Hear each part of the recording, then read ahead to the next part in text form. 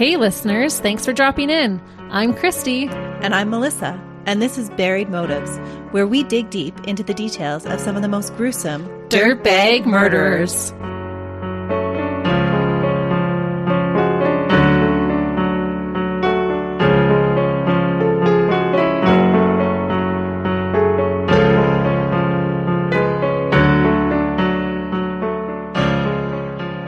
Hey listeners. Welcome back to Buried Motives. We're here.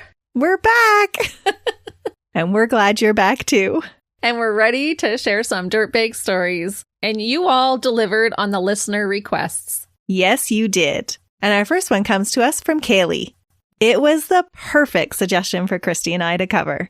I think it's one that's going to get Christy riled, and it is definitely one that I could debate about for a long time.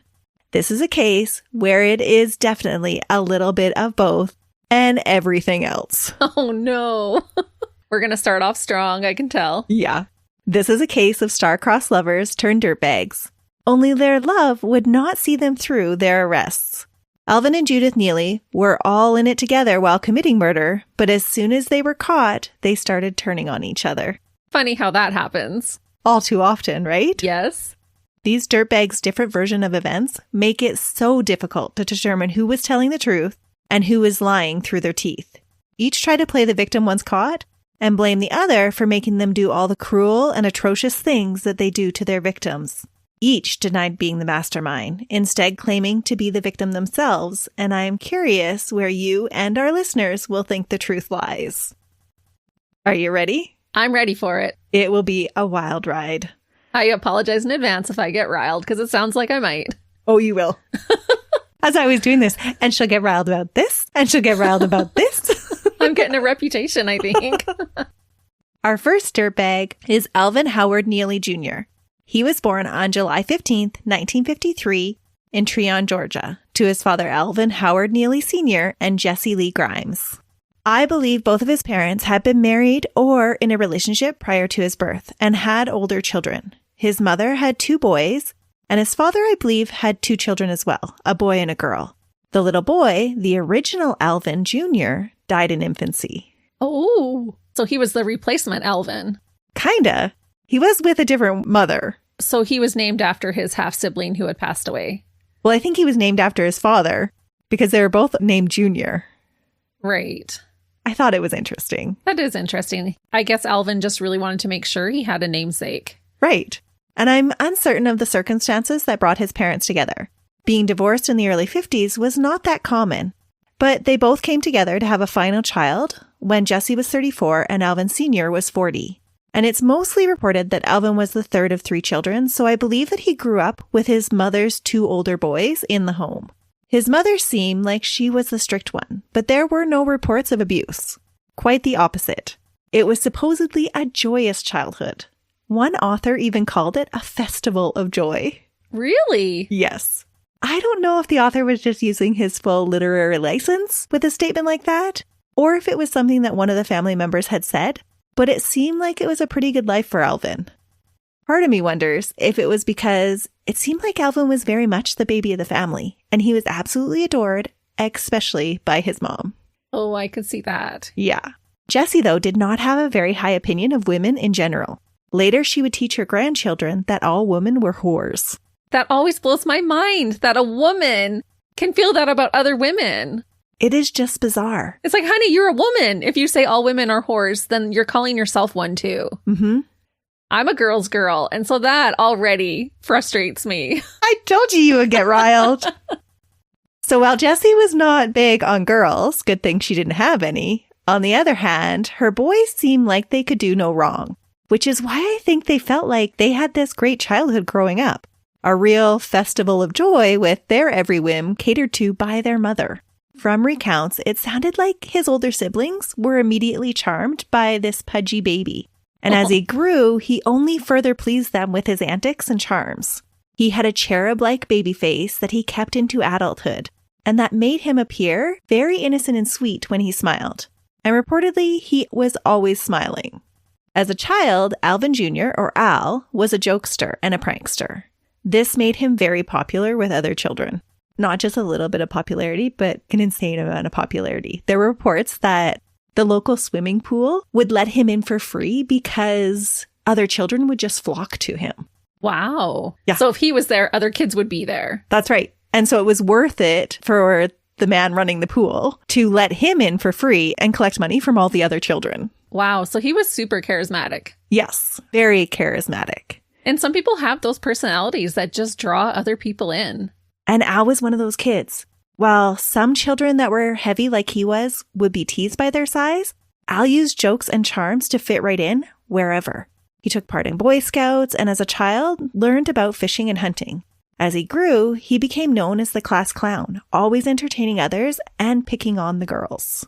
Because his mother's telling him how terrible the girls are. It does make you wonder that, doesn't it? Yes. Yeah. There are differing reports, and I feel like you're going to hear me say that a lot about this case. Oh, that's frustrating when you're researching and you hear all these different things. Mm-hmm.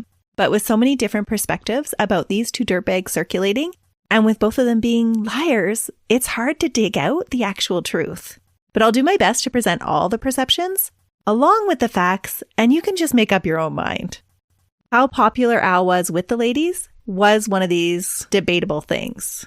Most recounts say he didn't have any problems in this area, that he was able to use his considerable charm on almost anyone, and never had problems attracting anybody. But there are others that believe that his size put people off, and that his visits to sex workers tell a different story about his success with the ladies. Oh, how big was he? When you described him as pudgy, I'm just thinking, like, that's cute. Like, pudgy is such a cute word, really. Yeah, and he was pudgy as a child. Right. But he kept that pudge as an adult as well. Okay. But there's a difference between pudge, being a little thick, or being morbidly obese. He wasn't morbidly obese, but when this case came out in the early 80s, they did make it sound like that. Okay, but that was the 80s, Yes. where if you weren't a pencil, you were fat. That's right. Sorry, I used the F word. We might use it a couple times in this episode because it seemed to be such a big thing for him. Right. Well, diet culture was so toxic. Mm-hmm. So there was some question as to whether he would actually be successful with the ladies. I'm not really sure where I stand on this because I think their argument that he visited sex workers maybe had something more to do with him satisfying his ferocious sexual appetites and thrill seeking. And a lot of men who do have relationships with women still seek out other sexual experiences on the side. That's right. This case is from the 80s, and there are a lot of presumptions that are made. What was known about Al was that he was a thrill seeker, not someone that was content with mundane everyday life. He dreamed of serving in the army and tried to enlist around the age of 17, but was denied because of a heart murmur. This crushed him. Feeling lost without a purpose, he turned to petty crime to fulfill his thrill-seeking behavior. A life of crime really did suit him well. He was selfish, and he felt entitled to whatever he wanted. And he didn't have the greatest sense of work ethic. Stealing cars and committing robberies let him live on the wild side and secure cash while not having to work overly hard for it. It seems like stealing also made him feel like someone important and in control. Almost like he was reliving his youth glory days when everyone had surrounded him to hear jokes. When he commanded attention from a crowd, he was in control of it. Control was also something that was a theme in Al's life. Exerting control was something that Al's first wife would later say was a big part of who he was. So was his growing violent nature. Al married Frances Joanne Atkins on January 30th, 1975, after the two had been together for a couple of years. They had met when Al was 20 and Joanne was 15. And Al at first was very charming. Ugh. She's already making faces. I am making faces. It's going to get worse. 5 years is not a big age gap, but 15 to 20 is. Yes. It wasn't long into their relationship when the abuse started. Ugh. During the later trial, Joanne, now going by the last name Browning, would say that Al would often go into jealous rages over imagined affairs, making her drive around town with him while he banged on doors demanding to know if the person who answered was the one she was banging behind his back. What? Yes. Just random doors? Yeah, he would drag her along. Oh, and just hit a random door. So little old Granny Smith could open the door. Are you banging my wife? No, sir. It seemed so bizarre. There were points in his marriages where He wouldn't even allow his wives to go to the bathroom because he was afraid they would be out cheating on him. What? Mm-hmm. So totally irrational. And so jealous and possessive. That's to the extreme. Total red flags. Mm-hmm. But he had grown up thinking the world belonged to him. That's right. So he likely viewed his wives or women he was with as his possessions. Oh, almost everything was viewed as his possession. He would use physical, emotional, and sexual abuse, or the threat of any of those three, to get Joanne to do what he wanted her to do. And she would go along with it because she was so afraid of him. His violence and lack of jobs to support their growing family convinced her that she must take part in his crime sprees when he demanded it of her. Joanne said that she tried to flee the situation on different occasions, but each time she was threatened by Al. He would tell her that he would always be there to find her and make her pay for trying to leave. Once, when she returned home after fleeing, she brought along her 13-year-old sister, a decision she would soon regret. Al drugged and tried to rape her sister. Oh. According to Joanne, it was one of the only times that she stood up to her husband. Almost every other time, she was terrified of him, and so she stayed with him. That is awful. It is disgusting. And in his eyes, he's probably thinking, I'm going to try to rape her sister to teach her a lesson.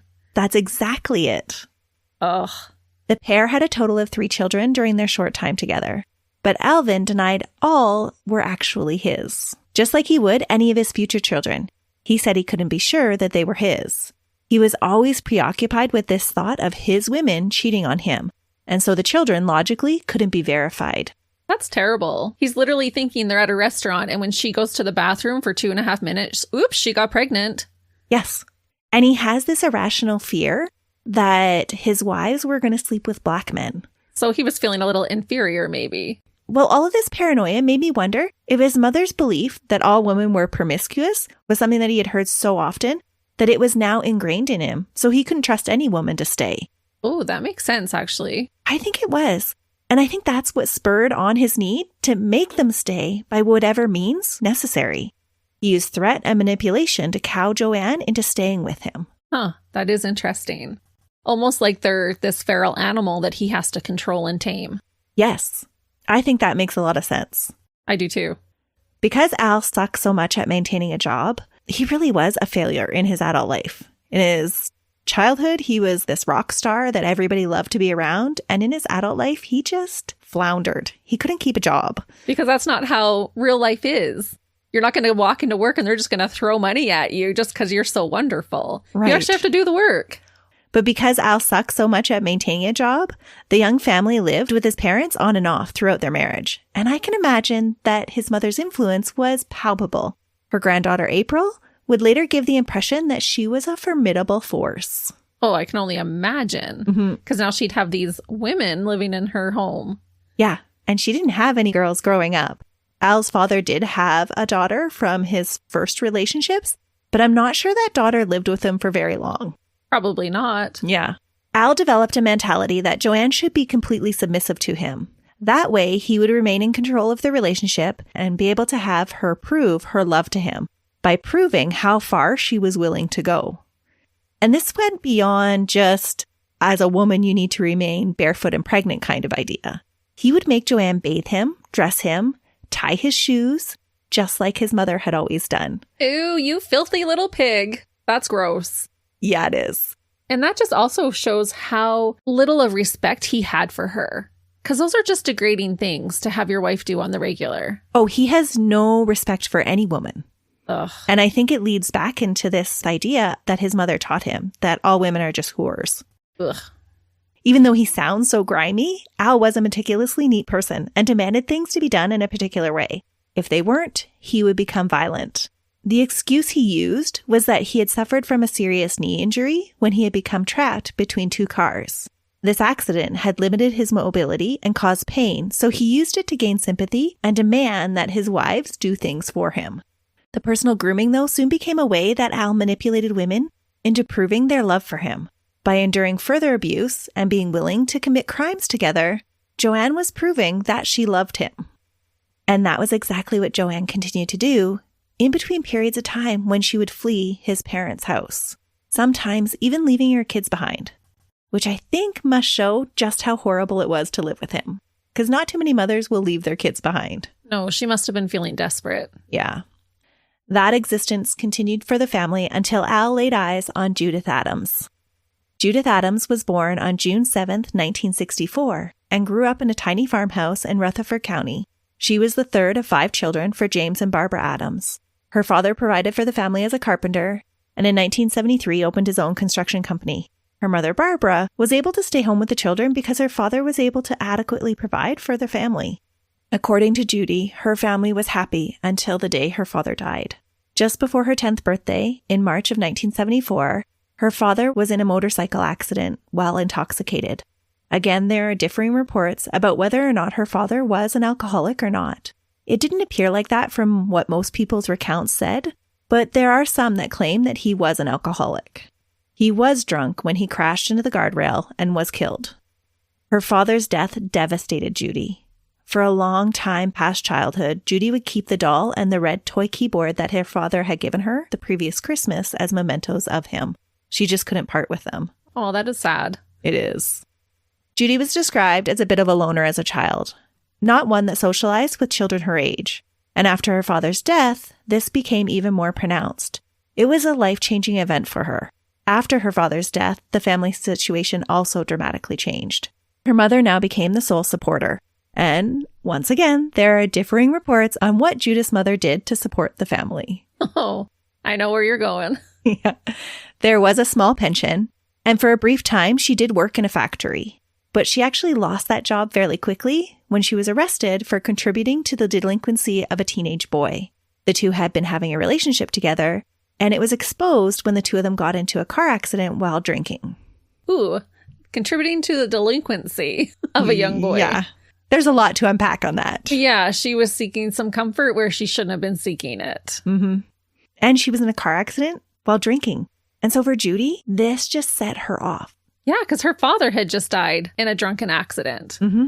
So that is pretty reckless of her mother to then go drunk driving. Yes. After that, Judy says her mom moved them into a double-wide trailer on their back property and spent most of her time meeting men on her CB radio. She would invite them back to the family home to entertain them as the Indian Princess, her CB handle.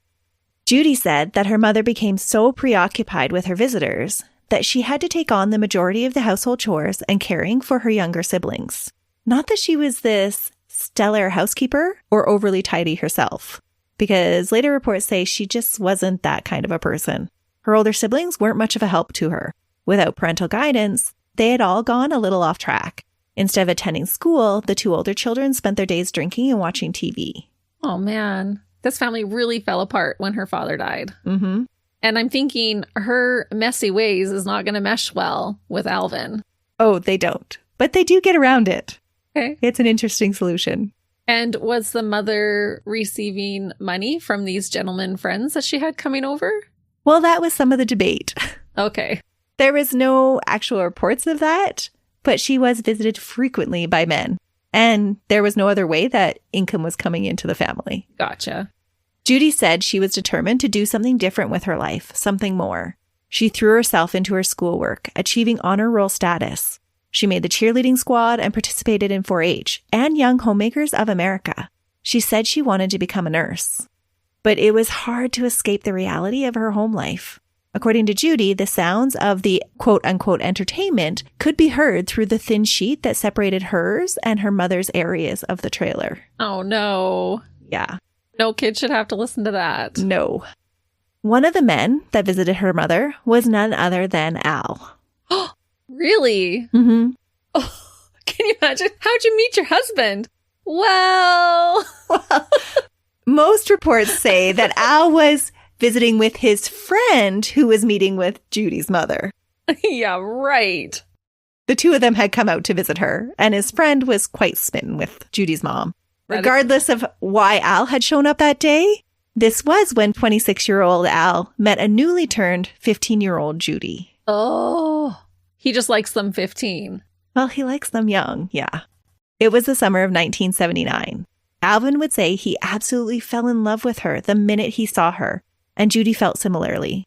The attraction, if you could call it that, was described as being instantaneous, and neither said they could live without the other after that. Oh. Oh. They talked and talked for hours about everything and nothing at all. It wasn't long before sweet-talking Al had left his family behind and took up residence with Judy at his parents' house. So he just kicked his wife and kids to the curb. Well, it was hard to tell. I think at that time, he and Joanne were separated and she was living in a different residence. Okay. Mm-hmm. So this was probably a blessing to her, is how she would have viewed it. Okay, he's got someone new. I am free of this man. Oh, yeah. Joanne had no problem with being replaced by a younger woman. And Judith, being so young, didn't see the red flags that this guy was leaving his wife and kids and moving her into his parents' home. No. He didn't even have to use that much charm to get Judy away from the life that she was living in her mother's home. Right, because she was looking for an escape. So this was a recipe for disaster. You can see how it all happened. Yeah. Later, in a letter, Joanne would express her regret, though, for not warning Judy about Al. I could see that. But I don't think that Judy would have listened at the time. She was so eager to leave her house, and Al was providing her with that opportunity. Al was probably telling her terrible things about Joanne. Oh, he definitely was. He was saying she was no good, that she was cheating on him, which I think she actually was. But he was making up all these stories about how their marriage was over already. And yeah, that was when he actually got around to telling her that he was married. Because that took some time. Oh, man. Judy was smitten with this overweight man that could provide her with stability. And this is where I think we can talk about daddy issues. Yes, 100%. Yeah. I think his age was some of the appeal for her. Judy had taken her father's death so hard. And now here's this older man stepping back into her life that was promising to take care of her. Yeah, it checks out, unfortunately. Yeah. Because even though he wasn't old enough to maybe be her father, but he was still an adult and she was a teenage child. And so their spaces in life were drastically different. Right. Judy would say that, quote, he was very charming, nice, always smiling, and very persuasive. He had a nice car and bought us things. We talked a lot, and he always seemed to understand what I was talking about. I don't think it's shocking that Judy became very possessive of Al. From a lot of her writings, it seemed like she was afraid to lose him. Which makes sense because she had lost her father. Yeah. Prior to meeting Al, Judy had never been in any trouble with the law. But she did have a very developed way of turning her emotions off to deaden or dull them. As a child, I assume this was a learned coping mechanism to protect her from the trauma that she had experienced in her family. Sometimes, though, when you turn your emotions off, so you can't feel the lows, it also means that you can't turn them on to feel the highs. And I think this could have been why Judy was described as quiet or sullen as a child or a teenager. But with Al, her emotions were turned on full force. She experienced thrill and excitement and a sense of belonging. Al's need to thrill seek was met equally by Judy's. That, too, was a part of the attraction. Later, Judy would say that, quote, he was exciting, I felt good. It only took weeks before Al's sympathetic ear turned to roaming hands and lips. Ugh. Yeah. Not even old enough to drive yet. No. It didn't take long either for his caring ways to take on slightly jealous and demanding tones. Of course, this was all cleverly hidden at the beginning. According to Judy, Al talked her into sleeping with him to prove just how much she loved him. Oh. Up until that time, she had been a virgin. Well, I believe her. She was still a child. Yeah. Within a month, he had convinced her to leave Oakland High School and run away with him. How many times has that worked? Because you hear about one partner saying that to the other, that, oh, if you don't sleep with me, I know you don't love me. Like, this will prove your love to me. I think it's a long-standing trick. The two moved in with his parents before getting a place of their own. Not long after that, Judy found herself pregnant. Soon after that, the hitting began. The beating resulted in a miscarriage. And unfortunately, the abuse didn't dissuade the attraction the two felt. The pregnancy occurred around the same time that the two had decided that it was time to get married. I think this was a little convenient because it did give them justification for the marriage of a 27-year-old to a 16-year-old. It was then that Judy supposedly learned that Al was already married with children. And like I've said before, again, there were discrepancies as to the timing when she found out about Al's wife. Some said it was before the wedding. Some said it was right at the wedding. Oh my goodness. Mm-hmm. Regardless of when she found out, the little tidbit of information was obviously brushed under the rug, and they did elope together in 1980. Was he technically divorced? I think he was. Okay. Yeah. Joanne, when she remarried, wasn't. Oh, okay. So she remarried first. Yes. What a mess. It's all very chaotic. In order to support themselves and to get a place of their own, they fell into Al's old life of crime. This is yet another time when there are differing versions depending on whose account you are listening to, Al's or Judy's rendition of the truth. Al had a long-standing history of stealing from convenience stores and forging checks to line his pockets. According to his version of events, he was surprised on how on board Judy was to participate. He said that she didn't need much persuasion at all. He believed her to be a cold person without a conscience, the perfect partner in crime. Judy would later claim at trial, after listening to Joanne's testimony, that she had only ever participated in any of the crimes because she was fearful of what Al would do to her if she didn't. She said she was also fearful that he might leave if she didn't go along with it. I tend to believe Al on this one. I think she would have been eager to please Al to keep him happy and to be the kind of person he wanted. That doesn't make it right, but I believe that it was less of a coercion than Judy lets on. And part of my reasoning for this is because she develops this very tough persona that she seems very proud of. There are several times that she brags about the acts and the crimes that she commits to friends and other inmates. And she had shown right from the start she was going to do whatever she could to keep him. Mm-hmm. It didn't matter that he was married. It didn't matter that he was older. It didn't matter that he was asking her to leave school. She is on board with him. She is completely taken with him. Or even that he was going to beat her to the point of miscarrying a child and then marry him right after. Mm-hmm. She's just totally committed to him. And so I think she would have went along with the crimes, even if there hadn't been any threat of abuse. Okay. I could be wrong because a developed persona of someone covering up abuse can be tough too. Sometimes people will hide being a victim or their vulnerability under a very tough exterior. And so maybe that's what she was doing. Maybe. But she did have this very tough, I don't care about anything, I'm going to do what I want kind of attitude. Likely a bit of both. Yeah. I did debate with myself a lot while researching this case. And I will stand my ground that I am a constant fence sitter. That's okay. We love that about you. Especially when it comes to Judy. I am on the fence. The couple started stealing from the store where Al had gotten a part-time job across from their new apartment in Rome, Georgia. When they grew tired of taking small amounts, they fled to Alabama with all the money from the cash register, taking it all in one fell swoop and then hightailing it out of the state. They hang out in Alabama for a time and then return to Georgia, where this time Judy got a job at a convenience store, and soon she was quote-unquote robbed. She left her job soon after and fled when the store owner began to suspect that she had probably robbed herself. Oh, man. As the months passed, and it's literally months that they're together, Al had no problem taking Judy on more and more of the robberies.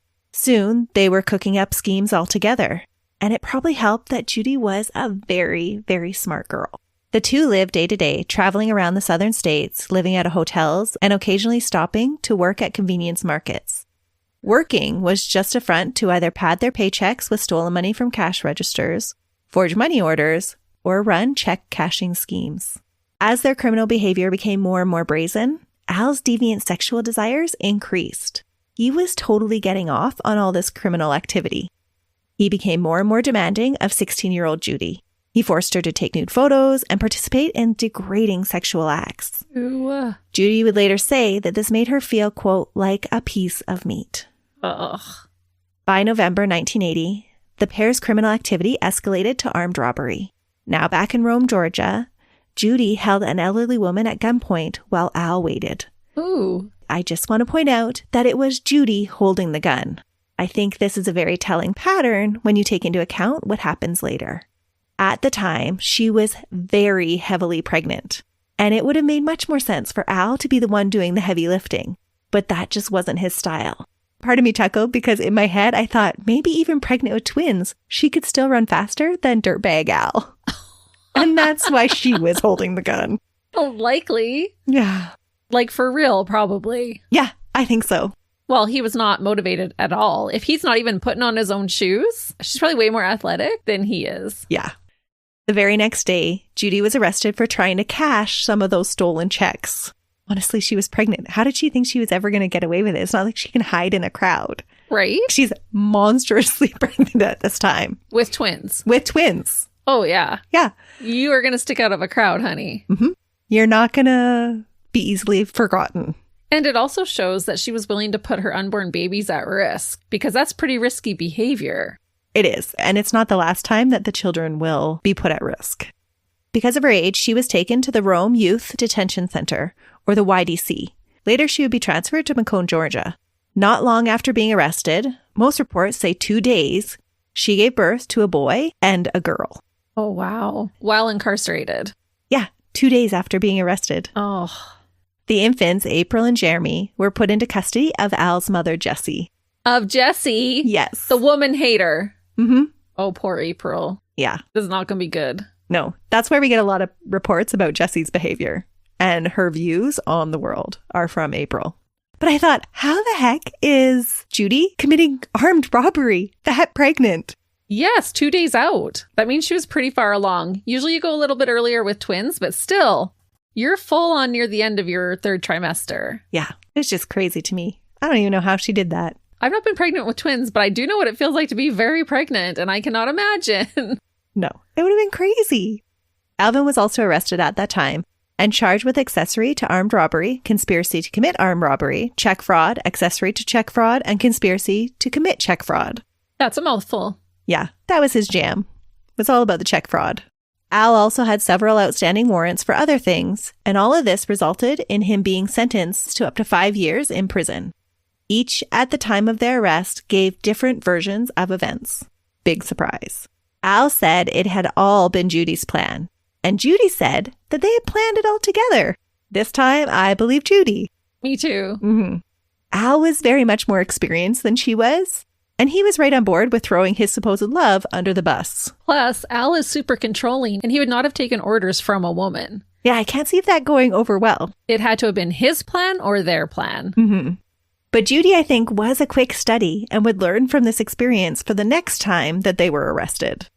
While the two were incarcerated, the lovebirds kept up their relationship by sending multiple letters back and forth between prison and juvie. This just seems so wrong to me. Because it is. Prison and juvenile delinquency. Why are we passing the letters? Exactly. It's just so wrong. Why is he not being charged with statutory rape? Well, I guess they got away with it because they were actually married. And by multiple letters, I mean it took days for detectives to later read them. Oh my goodness. There were so many. In the letters, it did seem like there wasn't any love loss over how each had claimed things went down. And again, I thought this was interesting since Judy had every right to be mad if Al had been lying to make her look like the one solely responsible. Right. Plus, she's just given birth. Her body is repairing and healing right now, and she's away from those babies. Mm-hmm. But she doesn't seem to express a lot about that. Huh. These letters instead contain graphic descriptions of their expressions of love and not so veiled threats. Al and Judy both express possessive natures in these letters, and both become obsessed about the other cheating on them while they are separated. The threat of cheating leads to threats of violence. In one, Al wrote, quote, "Well, in case you care, I love you." Later he wrote, "I hope you're not planning on making me mad, because that could cost you. You're going to go one step too far one of these days, and if I have to, I'll blind you. Or if I can't get there, I'll have someone do it. Do you realize you put yourself in danger when you make me mad?" Oh. And he's saying all this because he thinks she's cheating on him with the guards. Ugh, what a dirtbag. Yeah. To even talk to your wife that way. It's despicable. It is. In another letter stream, Judy accuses him of having affairs and would write things like, quote, "I'll take care of her when I get out," and, quote, "None of them are women enough to try and take you from me." Do they think they're both like out at the club somewhere? Well, they're just both clearly getting off on some jealous soap opera type drama that they were creating. Yes. The letters are so bizarre. It was kind of sad. In one of them later on, she wants to send a picture of the baby just to prove that he wasn't black. Oh. It's so sad. Which means he was probably accusing her of that. Yes, that was one of his constant accusations, was that she was going to sleep with a black man. And so she actually had them come take pictures of the babies to prove that he was actually the father, but he would deny it. In some of these letters, though, Judy would write to Al with complaints about the staff at the YDC and say that she detested them. She claimed that she was being sexually assaulted and raped. I'm not sure how true these allegations were. There was an investigation done later on, and nothing ever came from it. Which doesn't really prove one or the other. It doesn't. But at the same time, like in these same letters that she's complaining about the staff, one of the complaints she's making in a letter that she's writing to him is that the staff aren't letting her write to him. Oh, so maybe it's like payback. I'm going to try and get them in trouble. It did kind of sound like that. Or she was sleeping with one of them and wanted there to be a reasonable explanation if she got pregnant again. Maybe. Who knows? I don't know. It was very bizarre. But it will play an important role in their actions later. Because Al took her claims of abuse in two totally different directions. In some letters, he would accuse Judy of making those claims so that she could cover up affairs. And in other letters, he promised to get her revenge. So she could have even been sending them to try to manipulate him. Oh, and get him all worked up. Yeah, and feel sorry for her. Mm-hmm. And Al was really all over the place on this. It seemed like at sometimes he believed her and other times he didn't. He just kind of went with whatever fit his fancy for the day. Judy would continue, though, to insist to him that she was being molested by the staff at the YDC. Multiple staff, not just one. Yeah, she would say staff. Okay. When Judy was released in November of 1981, she went to Al's parents' house to be with her children. 2 weeks later, she was back in juvie for petty theft. She had robbed a gas station all on her own. She was re-released March 22nd, 1982, a few months shy of her 18th birthday, and again goes to live with Al's parents in their mobile home in Cleveland, Tennessee. By the end of April 1982, Al was released, early from prison, and Judy was dutifully waiting for him. Judy would claim later that there was an increase in Al's violence towards her when he was released. She said he was nice for a few hours after getting out of prison, but then it went downhill quickly after that. Just a few hours? Yeah, hours. The honeymoon phase lasted hours. Yes. Right around the time that he was ready to have sex with her, and he realized that her body had changed a bit since having given birth to twins. Oh my goodness. Get out. Yes. Immediately get out. That was the reason. After having sex with her, he accused her of ruining her body by sleeping with other men and began to beat her. Oh, I hate this guy. I told you would get riled. This time, when he beat her, he didn't let up. He continued to beat her until his hands were sore, so he retrieved a stick from the bathroom plunger. When Judy screamed, he hit her harder and threatened to kill her if she woke his mother, who was in the next room. What a monster. Again, there are so many things to unpack about this situation. Oh, definitely. It does make me question, though, what kind of home had he really grown up in? How could his parents witness him abuse both of his wives now and not say anything about it? Because women meant nothing. It was all about the man. If the man wanted to do it, he had the right, is how he had been raised. It does seem like that. But to beat her to the point where his hands are too sore that he goes and gets a stick? Yep. When the bathroom plunger had not satisfied his rage, he started to pull her hair and her ears, to the point where Judy thought her ears would be pulled off her head.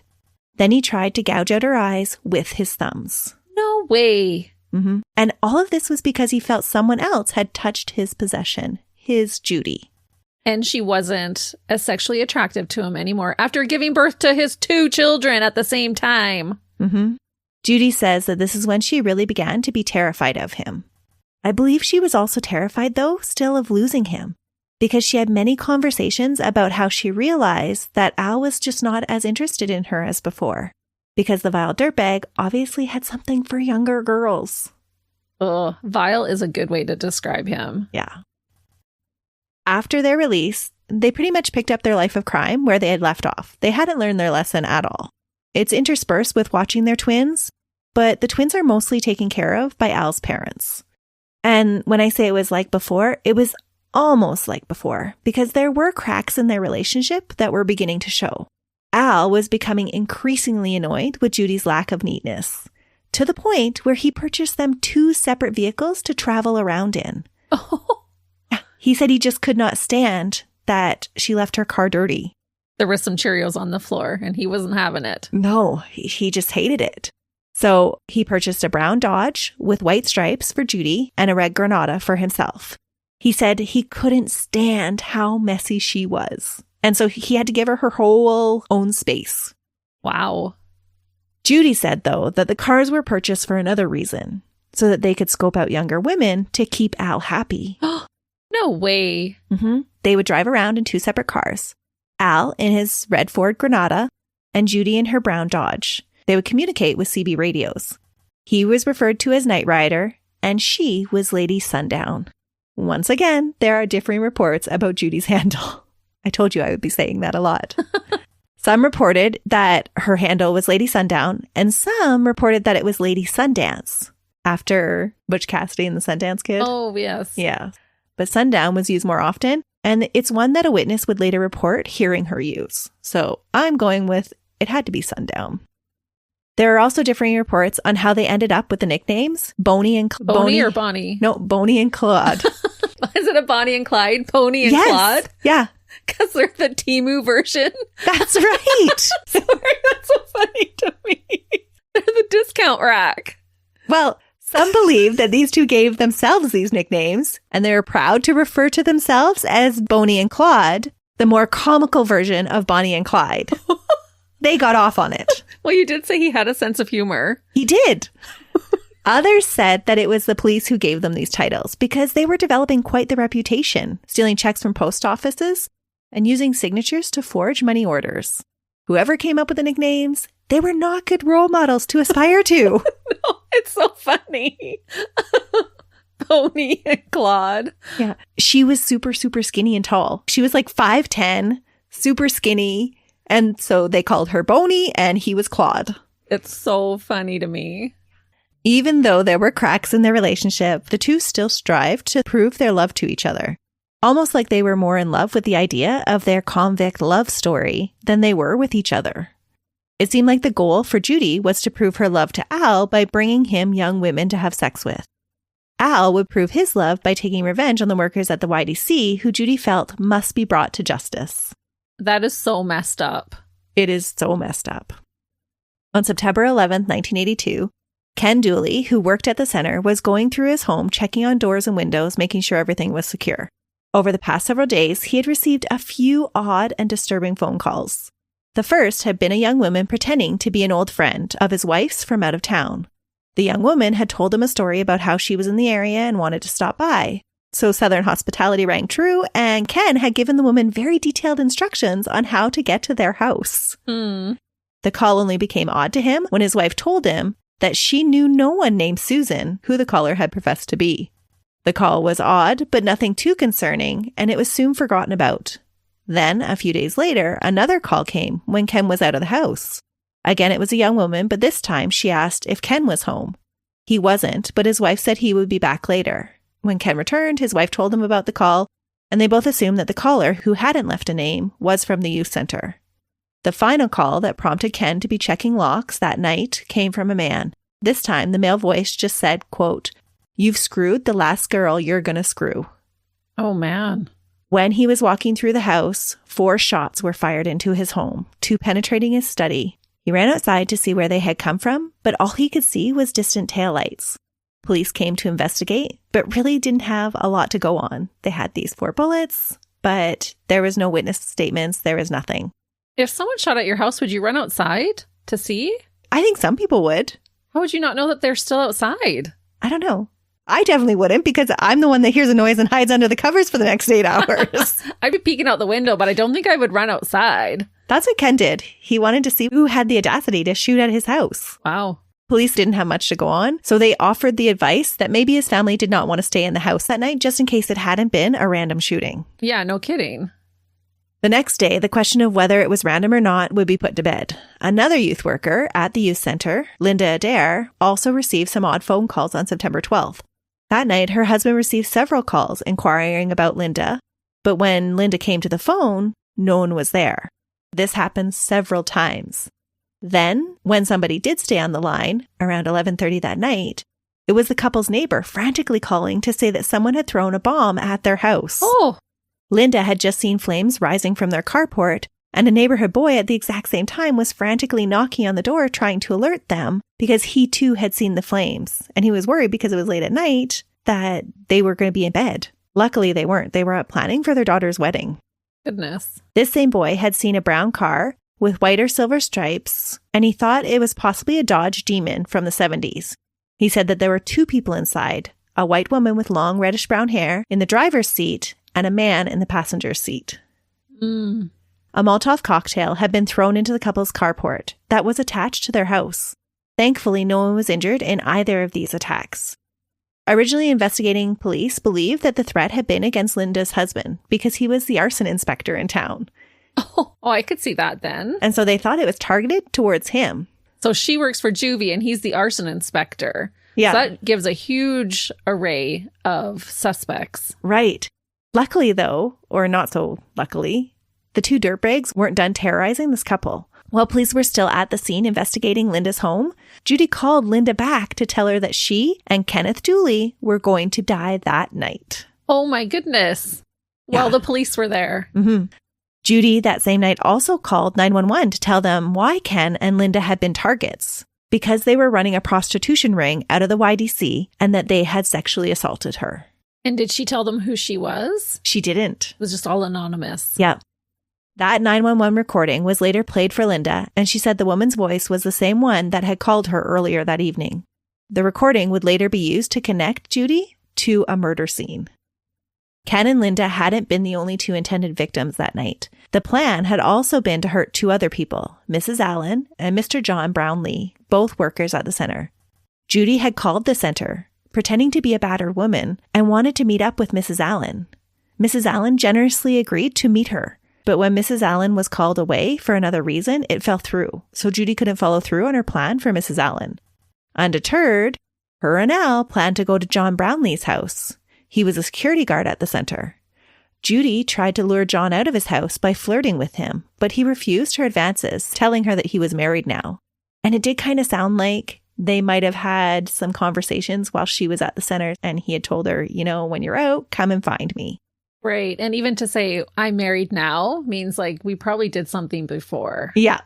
So it did seem like there might have been something between the 2 of them, whether it was they had actually done something or if he was like, when you're out, when you're older, come and find me. Right. And if he had sexually assaulted her, I think he would have taken her up on that offer because it wouldn't have mattered if he was married. Right. With their planned ruin, they had to come up with an alternative. What they decided was that Judy would sneak into John's house and wait for him to return home.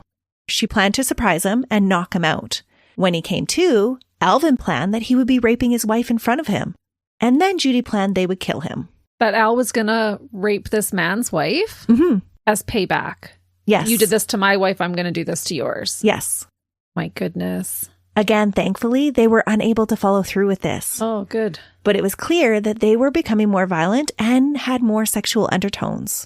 From both of their recounts, it seems like Al was driving the sexual fantasy part of everything, getting off on the violence that Judy proposed. And Judy was becoming more and more violent and vengeful. What started out as a want to hurt somebody was quickly turning into a want to kill somebody. And they were just feeding off of one another at this point. Oh. While all of this is going on, there are still undercurrents of trouble in their relationship. Judy would later admit that she was feeling rejected more and more by Al, and that she was losing him. She couldn't turn him on anymore, which I think is not a big surprise considering his sexual preferences for younger girls and violence. Yeah, he's a pedophile. Yeah, quote unquote, normal sex would seem a whole lot less stimulating for him. That's pretty sickening. Back in Rome, Georgia, using their CB radios, they would drive around town and communicate which women or girls interested Al and decide on which ones should be approached by Judy. So Judy would get out and talk to these girls and ask them to sleep with her husband. Yes, Judy would pull over and try to start a conversation up with these girls. Often she would pretend that she had recognized them, calling them by some name, and then start up a conversation that would end up in her offering them a ride. She would get out and be like, hey, is your name Christy? And the person would be like, oh, no. And she'd be like, oh, I'm sorry. You know, I'm looking for this girl, Christy. I'm just new in town, blah, blah, blah. Could you show me where this is or whatever? Right. And we've seen this with couple killers before, where the woman, because we're not so suspicious of a woman approaching us, they will go out and bait these victims. Right. And Judy is perfect for this because she's not an older woman. She's a teenager herself. She's 18. True. Sometimes, instead of driving around, they would go to the Riverbend Mall because there were usually lots of teenagers there. My goodness. They did this several times and had several attempts that didn't work. But the dirtbag couple did not give up. 13-year-old Lisa Ann Millican had already had a rough life when she was approached by Judy.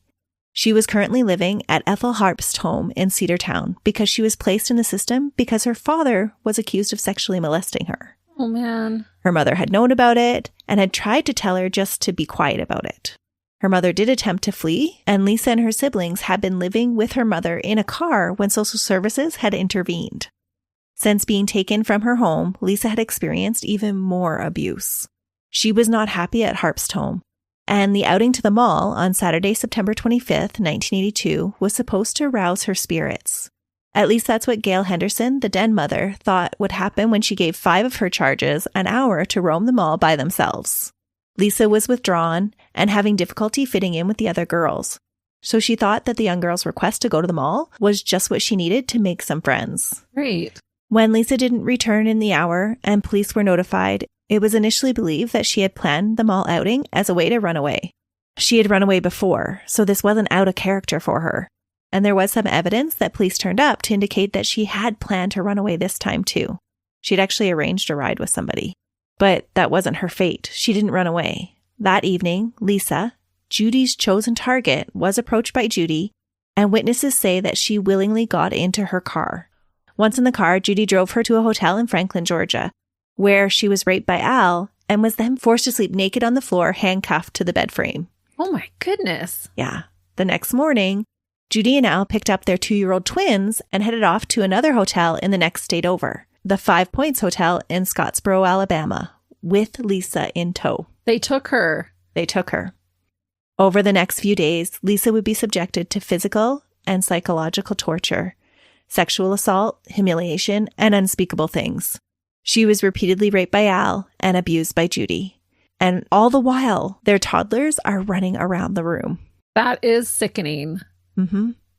Judy would later say that Al forced her to hit the young girl, but another victim of theirs would say that Judy bragged to them about the damage that she had done to so many other girls.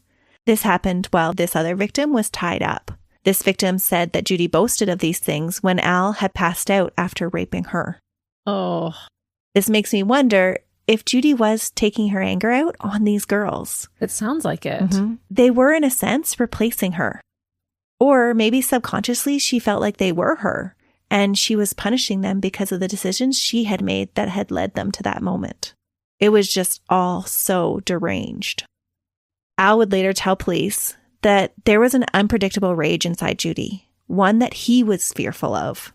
On the 3rd morning, Judy took Lisa's beaten and broken body to a secluded area at Little River Canyon in Fort Payne that she and Al had previously found. She made the terrified Lisa walk to the edge of a cliff, and there, over the course of a half an hour, she used diabetic needles and a syringe 6 times to inject Drano and liquid plumber into various spots in the little girl's body. Oh, she's torturing her. Well, there was this idea that Al had gotten from his time in prison that this would be a way of poisoning that would be undetectable by the police. So he had instructed Judy on how to do it. But it was torture. Instead of killing her, the caustic drain cleaner just liquefied the areas underneath the flesh where they were injected. It would have been incredibly painful for her, as her flesh literally melted. That's awful, Melissa. Yeah, it is. When 18-year-old Judy was done injecting and Lisa was still clinging to life, Judy decided that shooting her was better. She had the little girl turn around and face the cliff and shot her in the back with a .38 pistol, but the shot wasn't instantly fatal. Judy had had Lisa move to the edge of the cliff because she had planned that Lisa would fall forward over the cliff, but instead, her body had fallen backwards. Judy was upset that she now had to push her over the edge. Oh. When Judy pushed Lisa over the edge, she ended up getting blood on her jeans, so she had to take them off and throw them over the cliff as well, and there they caught on a tree branch. The jeans would later be used as evidence against her. Good. And she was probably angry. Yeah, she was upset. You didn't fall the way I needed you to fall. Wow. I read in one report that there was evidence at the bottom of the canyon that Lisa had attempted to crawl out of it, so she didn't die right away.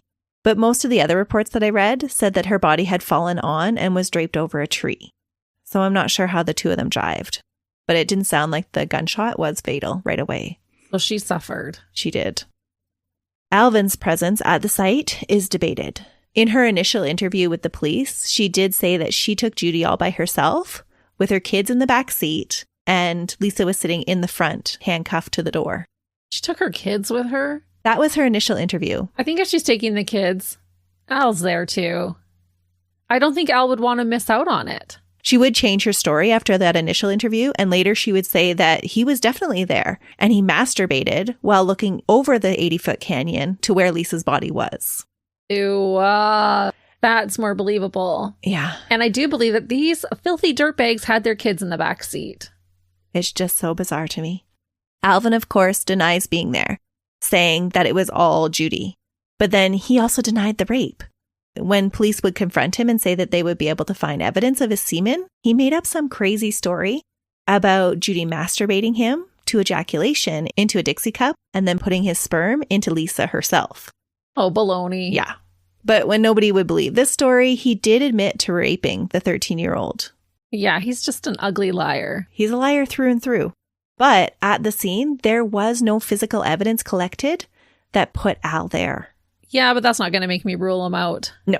He could have even been watching from the car. If he was there, that's where I'm assuming he was. Yeah. There's no way he's getting out and walking. No. After disposing of the body, the couple drove to Gadsden to sit down for a nice family breakfast. You're kidding me. Nope. That always blows my mind when people can do horrific, evil things like this. And then, oh, I'm hungry. You want to go get something to eat? Okay, sounds good. It's crazy. Like as if it was just a normal part of their day. Mm-hmm. Oh, we just went grocery shopping. Let's go do this now. It is mind-blowing.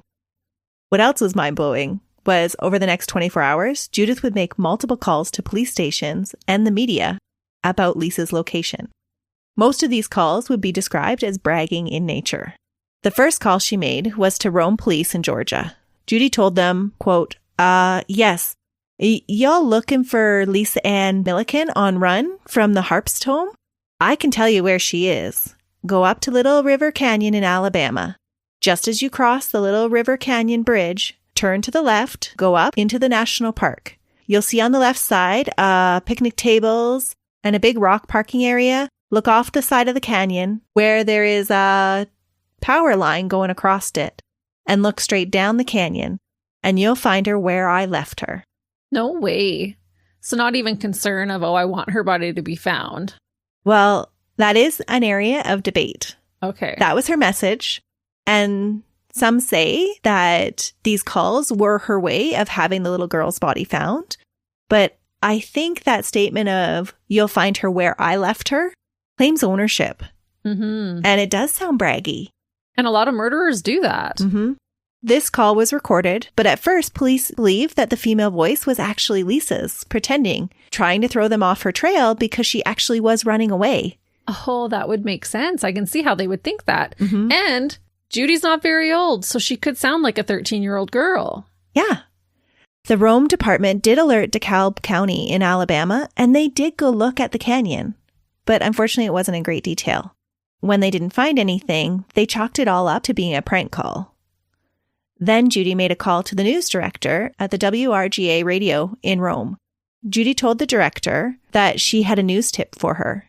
She said that a girl who had run away from the Harpst home had been killed, and the Rome police were covering it up. She said that Lisa was killed by a female juvenile officer from the Harpst home, and her body was in the Little River Canyon in Alabama. When they asked how Lisa was killed, Judy said that she was shot, but she wouldn't reveal her name. So she's giving them all these details. And it is interesting that she's trying to blame a juvenile detention worker. Yeah, does make me wonder. Yeah. The director did go to the police, and the police were less than thrilled that a reporter was telling them what to do and was insinuating that they were covering up a crime. Oh yeah, I bet that didn't go over well. Yeah, it didn't sound like it did. They kind of unceremoniously let her know that they had let the Alabama police know and had gotten a report that nothing was found, so that they had looked into it. At 5:30 on September 29th, the dispatcher at DeKalb County Sheriff's Department got a call of their own from Judy asking if the body had been found yet. When he said no, not knowing what she was talking about, she hung up, only to call back a few minutes later and again gave very specific directions. Quote, if you'll go out to the canyon to where the power lines go across and look off, you'll find the body with a bullet in it. She was very determined for them to find this body. She was. And it does make you think that maybe she did really want her found, or maybe she just wanted it to hit the news. It's hard to say. Judy called back a third time to the Alabama department. The dispatcher would later say that, quote, she repeated herself and you could tell that she wanted the body found. But the reason why she wanted the body found is still up for debate. Maybe it was almost like a Jekyll and Hyde thing where she was this way with him and then her conscience would come in. Yeah. And she was having this dual kind of personality. Maybe. I'm so up in the air over her. Finally, the police decided to make a more concentrated effort to search the area where the caller directed them, especially since she had seemed so insistent and had given very specific instructions on where to look. It wasn't an easy job, though, because this canyon was densely forested and it was like this dump site. So looking down into the canyon, there was a lot of different things in it. It wasn't until one of the officers was laying on his stomach looking over the 80-foot cliff that he spotted Lisa's white and black patterned blouse. On the evening of September 29th, 4 days after she had disappeared, Lisa Millican was found. It took a coordinated effort to lift the body from the canyon while preserving evidence. And it couldn't be started until the next morning. So some poor rookie officer was charged with rappelling into the canyon that night to watch over her. Oh, that'd be terrible. It would be terrifying. It would. But the whole night to sit there watching a dead body. Yeah. The condition of Lisa's body when it was found was disturbing. It was one of the worst crimes ever recorded in DeKalb County. It shocked Northeast Alabama. The deputy chief, Reed, at the time would later say that, quote, the treatment the little girl received before her death has been a sticking point for me all these years. Investigators from DeKalb went to Rome, about 40 miles away, to start the investigation because that's where Lisa had first gone missing from. Soon with the two departments working together, all the calls that were made to police from the mysterious woman were being compared, and the nuances of Judy's voice gave her away. The phrases she used and her accent. She sounded fairly young, and several things that she had said indicated that she was familiar with the juvenile justice system. Like when she had said, on run, that was a phrase used by kids in the juvenile center. Right. It's not how someone would commonly describe it. Right. It would usually be on the run, right? Right. Or the runaway. Right. They were also able to pick up that she probably wasn't from Alabama because she had messed up calling the park a national one. And it wasn't actually a national park until several years later. And so they knew she was from out of state. Over the next few days, they were able to make a connection between the attacks on the YDC workers and Lisa's murder. And police start going through all the files at Rome YDC to see if they can narrow down any matches. Amazingly, they're able to narrow it down, first to 25 and then to 5, with Judy being one of them. Wow. Good police work. They start tracking down all of these individuals to find out where they've been. They had used the YDC's enrollment to cross-reference with those that had been there from out of state and had committed an actual crime. Later, they would be able to narrow it down further because of the twins' pregnancy. Right. Yeah. With their next victim, one of the people get away and they're able to talk about these 2 kids in the back seat. And so they subtract the ages of the kids roughly. And they're like, oh, well, there was this one girl that was here and she gave birth to twins. Because twins is not your typical thing, right? You No. would remember that. It was just so smart and such good police work, especially the detective that worked on the voice analysis and picking out the nuances of her different speech texts and stuff like that, and matching all of the different phone calls that she made. It was quite impressive. That is incredible. While the police were hot on her trail, Judy was out looking for more women to make Al hot. Only 5 days later, she was approaching other people. One she approached at a payphone, a woman named Diane. Judy tried to use the name tactic, but after the woman said it wasn't her name, Judy said that she was lonely and asked her if she wanted to go for a ride. She thought this was odd, though, because there were kids in her car. Yeah. And so why are you saying you're lonely? Like, it just sent her all kinds of weird vibes. And Diane was already having a pretty crappy day. She had broken down. She had tried to get a ride with somebody who I believe actually was Al. And that's how he had chosen her. Wow. Yeah. He had let her off at this payphone. And then around the corner comes Judy. They had this all kind of networked in using their CB radios. If Al already had her in his car, why not just skip the Judy step? I don't know. Very odd, right? But Yeah. Judy was the one to pick them up. Okay. It was their MO. Fortunately for Diane, though, Judy had given off weird enough vibes and been so persistent about getting into her car that the whole thing just turned her off. And she was like, I don't want anything to do with you. She decided that there was absolutely no way that she was going anywhere with this woman. And so she's like, just leave me. I've called my husband. He's coming to get me. And when her husband came around the corner, Judy took off. Wow. She doesn't know how close she came. Mm-hmm. Well, she actually reports it. So several people go through this kind of similar experience with Judy that day. And they go to the police. And so on October 3rd, police are starting to get multiple reports of this strange woman matching Judy's description, approaching young women and girls. And Judy was quite distinguishable because she was quite skinny and she was unkempt. She was disheveled and she had large buck teeth, this long, long dark brown hair. And twins in her back seat. Yeah. Well, the twins seemed like they passed back and forth between her and Al's car. Oh, okay. Yeah. It still blows my mind. If I'm going to go commit a crime, I don't think I would be bringing my toddlers with me, especially when Al's parents are there to help watch them. Yeah, I don't get the mentality of keeping the toddlers in the back seat, but they did. This is not a family outing. Yeah. That same evening, Judy approached 22-year-old Janice K. Chatman. There were some reports that said this was October 4th, but I'm fairly certain it was October 3rd, going by witness statements and trial transcripts. I think some of the confusion might have come from it was late on the evening of October 3rd, so it might have fallen over into October 4th, but it started on October 3rd. Hey. Janice had been walking with her fiancé, but he had stopped to pick up some nuts and bolts from the ground. I believe he was a mechanic, and so he saw these nuts and bolts, and he was not going to let good nuts and bolts go to waste. And my inner chubby person was thinking nuts and bolts, like he just went to the store to get like those nuts and bolts cracker things. I was like, oh, those are good. And then you're like off the ground, and I'm like, ooh, wait, what? Oh, like mechanic nuts and bolts. I get it. Okay. But nuts and bolts are good. Yeah, they are good. I thought you meant he left her to go in a store to buy nuts and bolts. Not what he was doing, but he was bent over picking up these nuts and bolts. And so when Judy first approached Janice, she appeared like she was alone. And I think that's why Judy came out to her. It wasn't long, though, before Janice's fiancé, John Hancock, showed up. But Judy was undeterred.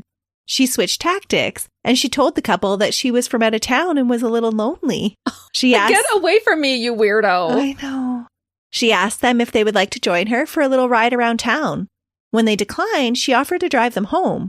And John says they started to feel a little bit sorry for her, so they agreed. There are a lot of different versions about what happened next, and honestly, it's pretty difficult to piece it all together. To the best of my ability, from the different statements, it sounds like once the couple were inside the car, Judy called up Al on the CB and used this kind of secret code to tell him that they were on their way to some predestined meeting location.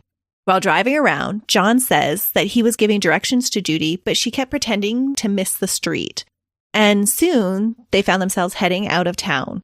The whole time, she was talking to this night rider over the CB radio.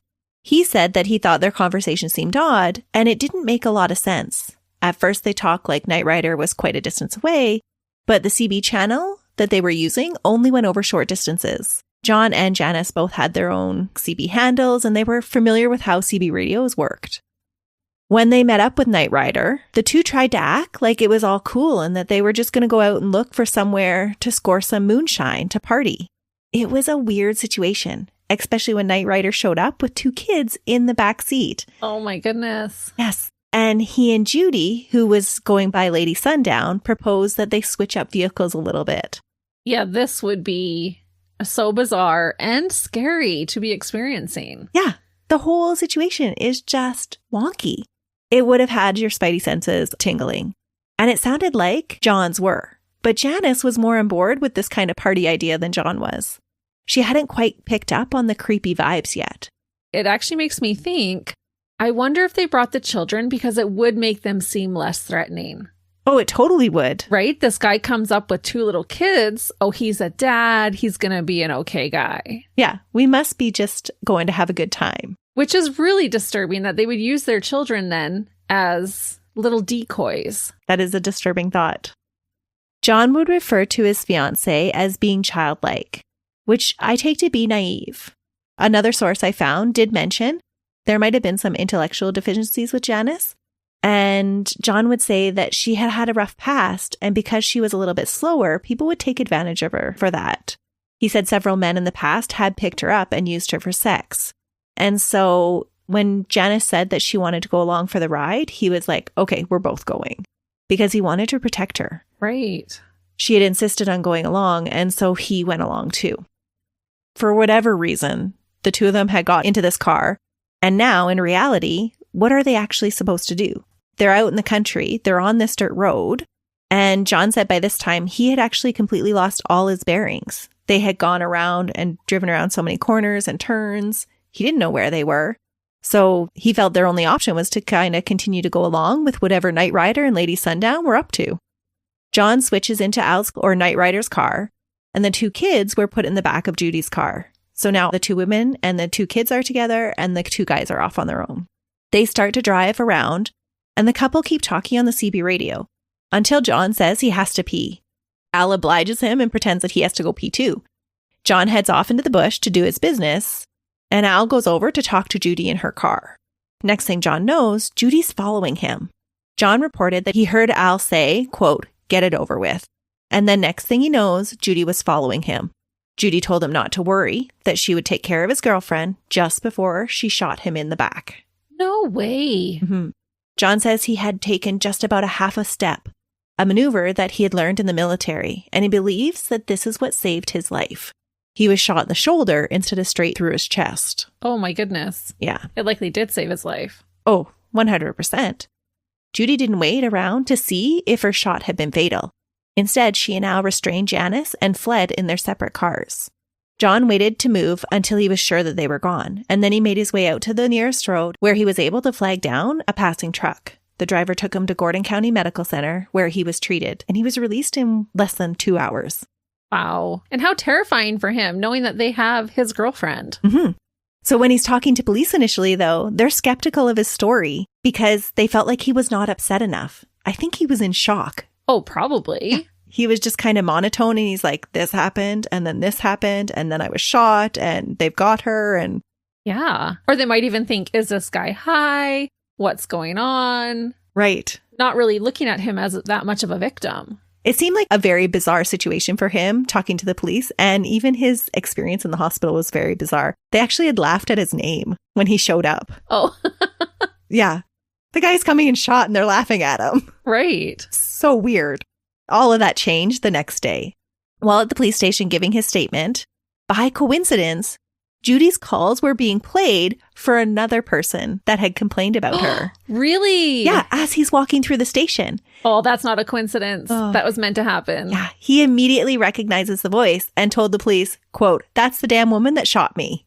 Oh, I love that. Mm-hmm. I love that that happened.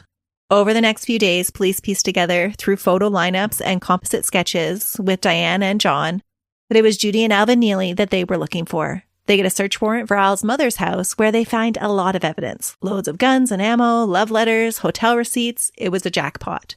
But there was no Al or Judy or Janice. Luckily, the police did not have to look for very long. On October 9th, police in Tennessee arrested a woman in a motel just outside of Murfreesboro for passing bad checks. Oh, of course.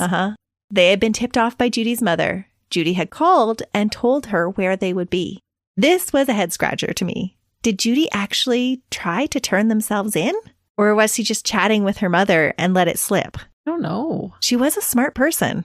And then, if she actually did tell her mother where to find them, does that mean all of her other calls to police about Lisa's location? Was that so that they would find them?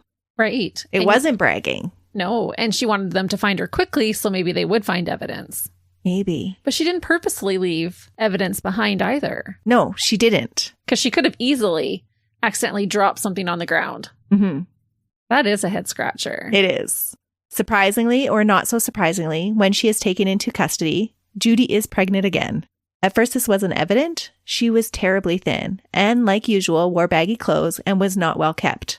The couple's third baby, a little boy, would also be born behind bars, just like his siblings had been. Wow. Al was arrested 3 days later on being an accomplice to larceny after he showed up multiple times to see Judy at the Rutherford County Jail. He showed up. He did. I am so surprised because he's such a selfish little worm that I would think he would be just let her take all this on herself. Right. I was so shocked. But part of me thinks that he was checking in to see what she had told police. Oh, that could be. And he was that much of a control freak that I need to know everything. Right. Police thought he was acting really strange when he came to visit her. And so they just arrested him as an accomplice. Good. So neither one of them right now have been arrested for any connection to any of the murders they have committed. It takes Rome police an additional 5 days to be informed of their arrest and to make their way to Tennessee. When they get there, both cars are searched and they find guns, handcuffs, CB radios, motel receipts under fake names, and letters that Judy and Alvin had written to each other. Police are also able to match the bullet from John's shoulder to the one that killed Lisa. But still there's no Janice. Oh, no. When Judy is interrogated by police, she was perceived as being cold and without emotion. She was not as experienced with being arrested as Al was. He lawyered up almost immediately. A family friend was originally called to be Judy's lawyer, but when they showed up and found out that it was actually murder charges, he kind of stepped out. He was like, this is way over my head. Originally, he thought he was being called for fraud charges. He got there, told them, oh, I'm here to represent Judy for fraud. And they're like, oh no, we're questioning her for murder. He's like, well, I'm not here for that. I'm tapping out. Yeah. And so when he was there, police never told Judy that he was there because he wasn't there to represent her for murder. Right. This would become a sticking point and it would result in an appeal being filed. Just because they didn't tell her. Yeah, because she had legal representation there and police withheld that from her. It would eventually be overturned though. During her interview, over and over again, Judy talks about what she did. In her statements, it is all, I did this, I did that. Police are taken aback with how a matter of fact she is while stating the facts. It's like she's reading a recipe off as she outlines how she organized the firebombing, the shooting incident in Rome, and she admits that Ken had raped her and Linda had set it up. So she's still talking about the YDC and how awful they were to her. That's what started all of this. She tells police how she shot John, how she tortured and killed Lisa, and how she tortured and killed Janice. She tells police that she obtained both women for Al and that she had watched as he raped them. When asked if she was afraid of Al, she says no, and that he was the only man that she ever trusted. She made no mention of Al forcing her to do anything in her original interview. She exonerates him of almost everything, saying that he wasn't even there. What? After her interviews, police are just beginning to wrap their heads around the fact that Judy was a willing participant, if not the instigator in all of these terrible crimes. Initially, they'd assumed that Al must be the ringleader. That's why they had interviewed him first before Judy. The investigating detective soon felt, though, that it just wasn't the case as he interviewed him. He didn't believe that Al had the smarts or the stomach to do the things that had been done to Lisa. Once lawyered up, Al agreed to give a statement. He denied that he had any part of the murders and supposedly became sick while discussing the details. Like for real sick? Yeah, the police believed him. I don't believe it. Well, I don't either. I think it was all part of his manipulative personality. Yes. But it really did have the police believing that he couldn't have been the mastermind. At first, he denied raping the girls, but eventually did a bit to it. He then drew and signed a map to where they could find Janice's body, just off a back road in rural Chattooga County, Georgia. Al said that he had just been hanging out with his kids when he got the call on the CB from Judy telling him that she had picked up 2 people, and she told him where to meet them. He said it was her idea to shoot John, and so he had agreed, but said, if you're going to do it, let's get it over with. And then later, it was her idea to shoot Janice. He hadn't even known that she was going to do it until she returned without Janice. Al told police that Judy liked to have power over people and that he didn't know what else to do. He had become fearful that Judy might shoot him next, insisting that she was dangerous, that rage caused her to kill. So he's making up this whole great big story. Al told police that he believed that Judy had been molested in YDC. He thought that there had been a whole prostitution ring set up at the YDC and believed that Judith had been a willing participant. But he also believed that she had been raped by various staff members there as well. And that's why he had went along with the revenge plot.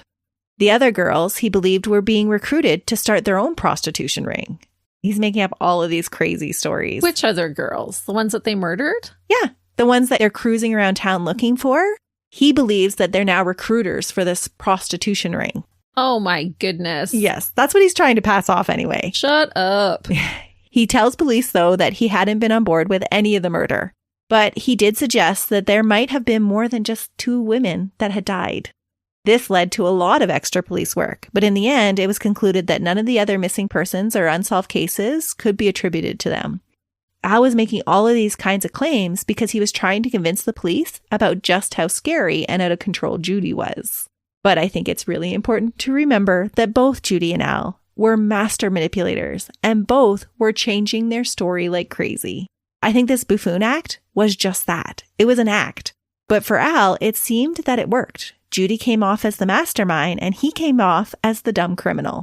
Oh. Police were able to use his map to recover Janice's poor body, and that linked him to her murder. They knew he had been there because he knew where she was. She had been sexually abused and shot 3 times. Many years later, John would make the statement that she had also been injected with Drano as well. But I couldn't find any other reports of that ever mentioned. But after one of the appeals, John came out and said that she had been subjected to Drano too. So I don't know, as a family member, was he privy to more information that was released in the media? Or if he was just confusing facts. Right. But if she had been, that leads another kind of twist to their stories, because they learned with Lisa that it wouldn't kill them. It would just torture them. Right. Which meant they wanted to inflict pain. Mm-hmm. On October 16th, both Judy and Al were extradited. Judy went to Alabama and Al went to Georgia. And did the kids go to his parents? Yes. It was clear as court proceedings began that each of these would-be lovers were out only to protect themselves. The truth became a casualty of he said, she said, he did, she did. Oh, so Judy is changing her tune now. Yes. Judy in later interviews would start to say it was all Al. Judy was tried first for Lisa's murder because it was the strongest case. Al had been extradited to Georgia and started to make arrangements there to plead guilty to the kidnapping and murder of Janice Chatman in exchange for a life in prison. To avoid the death penalty. Yes, he did not want to be tried in Alabama. They really didn't have anything on him for Lisa's murder because they had this statement from Judy saying she had done it all. He wasn't even around. I wonder if that was their plan from the beginning. If he had told her, if we get caught, you need to say it was all you and I'll figure it all out. Maybe. As part of his manipulation tactic? Could be. It could have been. It's just such a bizarre story. And a lot of the officers would go on to see her performance at trial and say she was a completely different person. It is bizarre. That is. From her initial interviews and how quickly her story changes. But they didn't have anything on Al for Lisa's murder, and so that's why they agreed to letting him go to be extradited to Georgia and to make arrangements for him to plead guilty for Janice's murder. Right. And he would actually never be tried for Lisa's death. Only Judy would be. Was Judy tried for both deaths? Yes, she was. Because in her initial statement, she admitted she had killed both women. Right. So they didn't have as much evidence for Al, and they needed him to make that deal. That's right. Judy was indicted on 3 charges. 1 for abduction with intent to harm, abduction with intent to terrorize and sexually violate, and murder. She was appointed defense attorney Robert French, who was rumored to have become quite smitten with his client. No way. Well, it was a huge rumor. Some believe that he was totally won over by her charm and became 100% invested in her defense. He would later admit that he had done his best to represent his client and provided funds for her defense, but that his reputation had been ruined for defending her as well as he did. Initially, he said he didn't want the case, but once he was assigned, he threw his whole heart into it. And he honestly did believe that she was manipulated into killing these women. Okay. So he threw it all at her. He gave it his all. And apparently it was at quite a personal cost to him, because many suggested that for him to go that deeply into her trial or to defend her that well meant that he must be taken in by her wiles or manipulated by her. Yeah. I actually didn't find any evidence that there was a sexual relationship between the two of them. Right. The poor guy could have just been doing a good job at his job. That's what a defense lawyer is supposed to do. Right. But he did suffer a lot in his personal life because of it. And so I think that led to the rumor being fanned. Yeah. I wonder how many times that happens to a defense lawyer. It would be interesting. One of the things was he was asked to resign from being Sunday school teacher because he was defending her. Yeah. And there were these rumors circulating that he was having an affair with her. People would employ him as their lawyer. Wow. Yeah, it had quite a detriment to him. Yeah, poor guy if those rumors were not true. Mm-hmm. But there are some of his defense tactics that do seem a little bit odd. He would refer to her as a child in every statement. Mm. Oh, this poor child, and right. she needs to be protected, and he sold it. Right, because she was a child when she met Alvin. Maybe he just really felt strongly that she had been manipulated as a child into this situation. He did feel strongly about that for sure. But I don't believe the rumors that they were actually having a sexual relationship were true. Right. Maybe she was taunting him with the possibility of one. Maybe. And that's why people seeing it thought that there might be something there. Could be. The truth lies somewhere in the middle, maybe. Maybe. But then we're going by public record. I don't have access to all the backdoor late night meetings and things like that. So maybe something happened. That's true. Yeah. The first defense tactic was to apply for youth offender status, which was available up to the age of 21 in the United States. But thankfully, Judy was denied.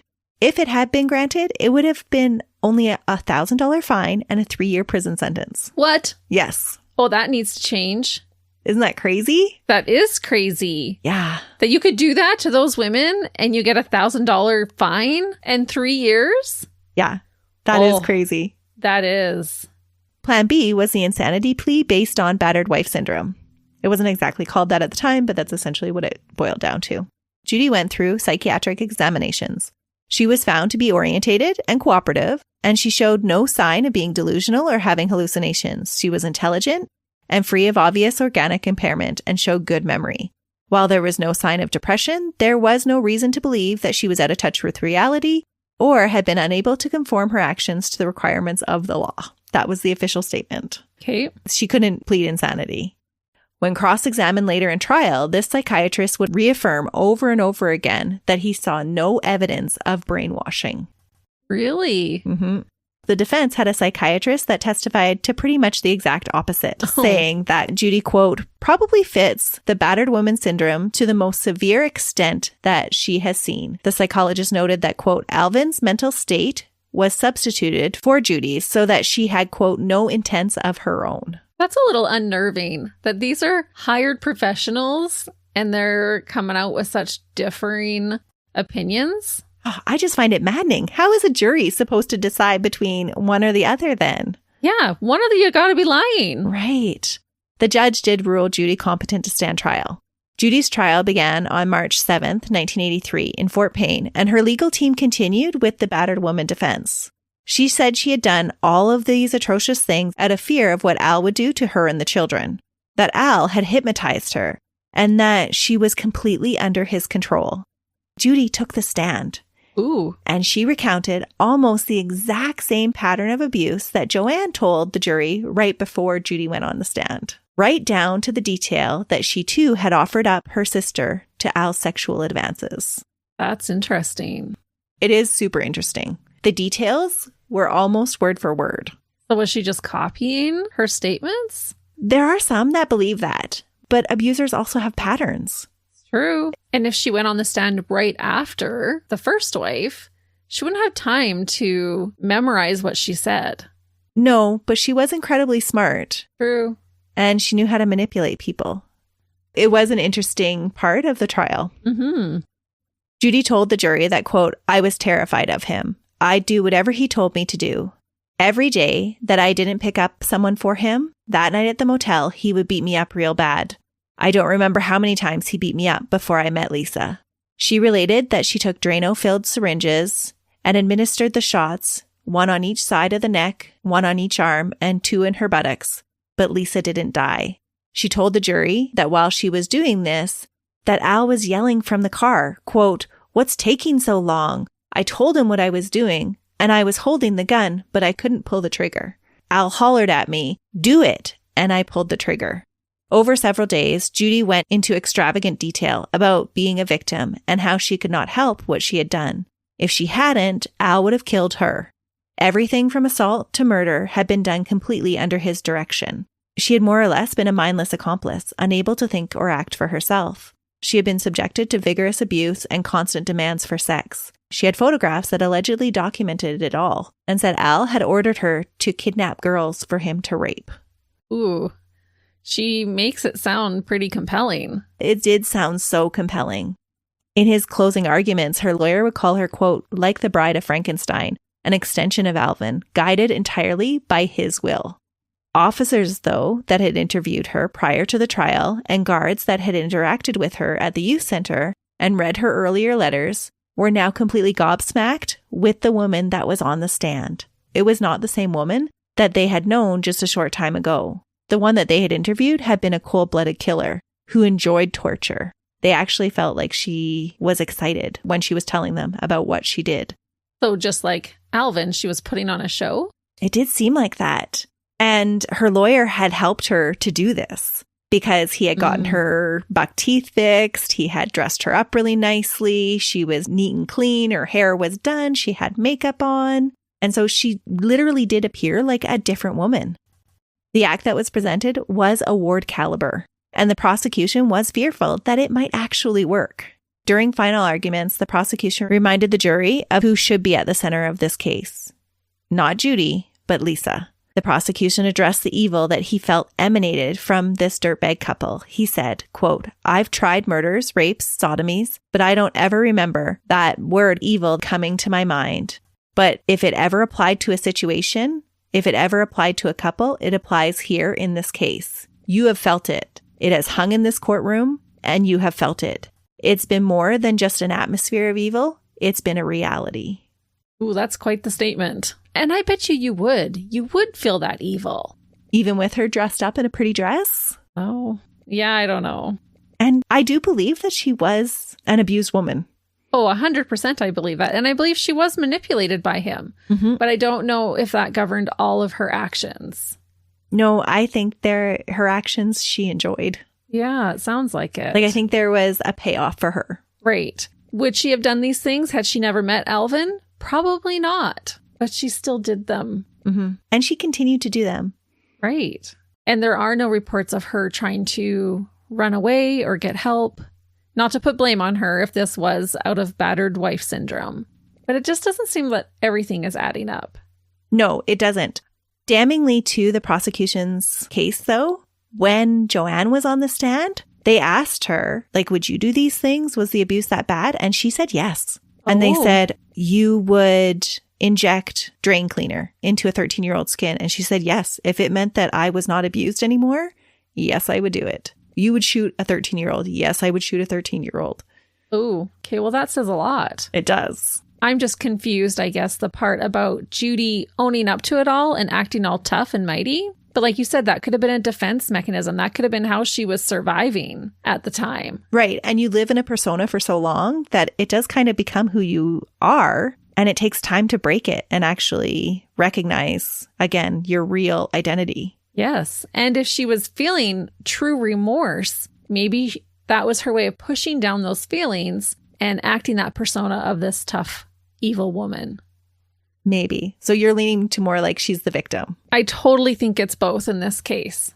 They're both dirtbags, and she was a victim too, I think. Yeah. I think probably going to pick out the girls for him to rape, that was probably her being manipulated. And then, like you said, the torture and stuff that she instilled on them was probably her getting out her rage. Mm-hmm. I think it's a mixture, but I don't think she would have done this without Alvin. Do you think he would have progressed without her pushing him on? Yeah, I definitely think he would have eventually raped girls if he hadn't been even before this because of how he treated each of his wives. And his mentality towards women. Yeah, he was a predator right from the start, right with his first wife. Mm-hmm. And so if Judy had gotten a clean break and got away, he would have found another 15-year-old to prey on. That's true. But do you think he would have escalated to murder? I think he had that ability to, yes. Even though he never pulled any of the triggers. Yeah. Like he let her do all the dirty work.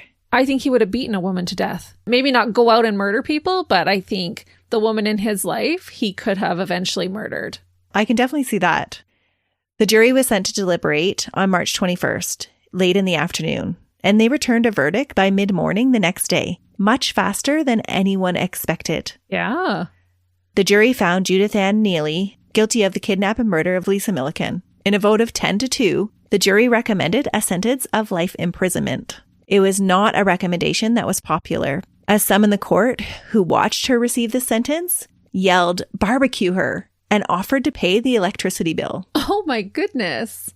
It invoked a lot of strong feelings. I can see how people would be outraged. But I've said this before. I sometimes think life imprisonment is the worst sentence. Yeah. Well, the recommendation was ignored by the judge. Apparently in Alabama, judges can choose to override a jury's recommendation. The judge told Judy that, quote, "The court finds, by any standard acceptable to civilized society, this crime was heinous, atrocious, and cruel to a degree beyond that which is common to most capital offenses. Accordingly, Mrs. Neeley, the court hereby fixes your punishment as death." It was the only time that Judy showed any real emotion during the trial. She began to cry. Wow. Yeah. There was another point in the trial where she kind of pretended to cry when she was talking about Lisa, and the prosecution said, "Can we have her lift her head?" And she lifted her head and she wasn't crying. Oh, well, there you go right there. She was putting on a show. Mm-hmm. It was very much a show. Which would make me feel like she had more to do with it than she was admitting. Yeah. Now you can see why I'm a fence sitter on this case. On this case, yes. Yes. Judith Ann Neeley was sentenced to Yellow Mama, the execution chair in Alabama. At 18, she was the youngest woman ever sentenced to death. She was still only 18, so this happened all really quickly. Yeah, this is in March of 1983, and she hadn't turned 19 yet. Wow. That was one slippery slope she got on. Within a few years. 1979, she met him. 1983, she's sentenced to death. Wow.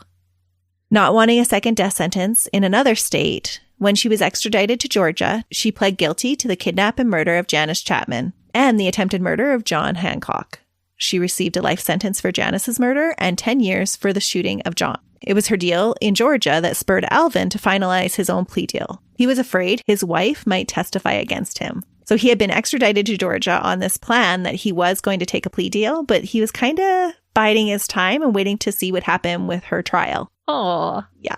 Again, just such a dirtbag. Throw this person that you're supposed to love under the bus. Yes, and just so selfish. Mm-hmm. He would later try to appeal and say that he was suffering from high blood pressure and other medical conditions when he had confessed and agreed to a plea deal. And this should mean that his confession hadn't been given freely and should be able to be rescinded, along with his waiving a trial by jury. So high blood pressure means you're not mentally capable of making a decision. Apparently. How many millions of people are on blood pressure medication right now? My goodness, he was grasping. Yeah. This appeal was promptly denied. Al was incarcerated at Bostick State Prison in 1983 until his death in October 2005, when he died while undergoing heart surgery. He must have had to make a lot of big decisions. Well, I don't think he had any heart to begin with, so... True. Good riddance. Yes. Since being in prison, Judy claims that now that she is no longer under Al's spell, she is a different woman, one that has found God. She is remorseful for her crimes and contends that she is no longer a threat to others. Frank Saunders would disagree with this. In 1994, Judy started a relationship with his daughter, Alyssa Wall, through telephone conversations and death row visits. The two became exceptionally close and made a suicide pact. Oh. Alyssa followed through, but Judy's cuts to her wrists were not ones that would cause significant damage. You're kidding. That is terrible. It is. Alyssa's father, rightfully bitter over his daughter's death, blames Judy's manipulative ways. Was that just a way for her to kill somebody else on the inside? I have no idea. There were some statements made by Alvin in his original confessions that said that Judy actually had participated in some of the rapes and was bisexual, and that she had these urges that were unnatural. Remember, this is the 80s. And that at the time, police took it to be just Alvin trying to make her look more evil. Right. Then with her having this relationship with this woman, I think maybe there was something to his statements. Maybe. But it doesn't explain why they created this suicide pact. It was kind of this Romeo and Juliet situation where, because they couldn't be together, they were each going to kill themselves so that they could be together in the afterlife. And Alyssa's father was really opposed to this relationship, so he was fighting it. And they sent him this message about what they were going to do. He went to his daughter's house, he found his daughter, and then he alerted the prison. And Judy was found in her cell with her wrist cut. but the wrists weren't cut in any way that was actually going to do any damage. That's really sad. It's super sad. But this was used in some of her appeal rejections to say that, yes, she can still manipulate people. This is not just because of what Alvin was telling her to do. Over the years, Judy has launched many appeals as an inmate at Julia Tutwiler Prison for Women. Each one had been denied until January 15th, 1999. What? Yes. The same day her execution date was to be set. What? Governor James, who was leaving office, commuted her sentence to life in prison with a possibility of parole in 2014 without consulting anyone. What? Yes. That's ludicrous. It was wild. So many people were shocked. The governor would later say that he chose to commute her sentence to life because that's what the jury had recommended. They hadn't wanted the death penalty for her, and so he felt it was wrong for the judge to go against that. Yeah, but it doesn't mean she should have a chance at parole. No. Well, he also admitted that it was an error in procedure and that it was never his intention to allow for parole, but that what he had done was equivalent to filing the wrong paperwork or checking the wrong box. That gave her the option for parole. Well, then you fix it. You changed it once, change it again. They did try to do that. Alabama tried to fix the error in 2003 by changing the law to read that all death row sentences commuted to life had to be ones that were ineligible for parole. But Judy's lawyers successfully argued in 2018 that law was made after Judy's sentence had been changed, and therefore she was still eligible for parole. Melissa, if you tell me she got out of jail in 2014... Well, in 2018 was the first time she sought parole. Initially, she said, quote, "Although I am grateful for the opportunity to demonstrate how much God has changed my heart and life over the past 36 years, I know that now is not the right time. In order to spare the Millican family the pain and trauma of having to attend a hearing, I have agreed to waive my right to be considered for parole at this time. I will continue to pray daily for God's forgiveness and for peace for the Millican family." She then went on to apply for parole that same year. When she learned she couldn't just defer until a later date. If she declined her attempt for parole at that point, she would subsequently have to decline all of her future attempts at parole. And so when she learned that, she was like, oh no, we're going to attempt for parole. So she had this hidden agenda. She was planning to maybe make her look good, a way of manipulating. See, I wasn't even going to apply for parole because I was so sorry for what I did and I didn't want to hurt the family. Exactly. And wait a couple years and then apply. Yes. And then this will go towards my favor. Uh-huh. It was all an act. Oh, the little... At Judy's first parole hearing in 2018, officials deliberated for 55 seconds. What? Yes, before denying her bid for freedom. 55 seconds? Is that a record? Yeah, isn't that insane? They're like, nope. The door was barely closed behind them before they were like, okay, who's all nope. Okay, yeah, good, let's go. That's right.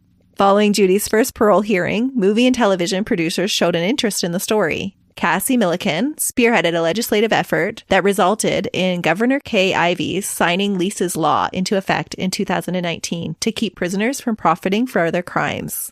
This law requires the creator, producer, or writer of any book, TV show, or documentary about a crime to notify the Attorney General of any profits from a work of $5,000 or more. The victim or the victim's family would then have to be notified and have 5 years to file a civil case to recover restitution or money damages, or both, from any convicted individual who committed the crime of the individual's representation. Good. Yeah. Those laws need to be in effect. They do. They should not profit. In 2023, when she came up for parole again, she was unanimously denied again. Oh, good. Yeah. With each parole hearing, though, Lisa's family is forced to relive the pain, as once again, they have to fight for justice for their loved one.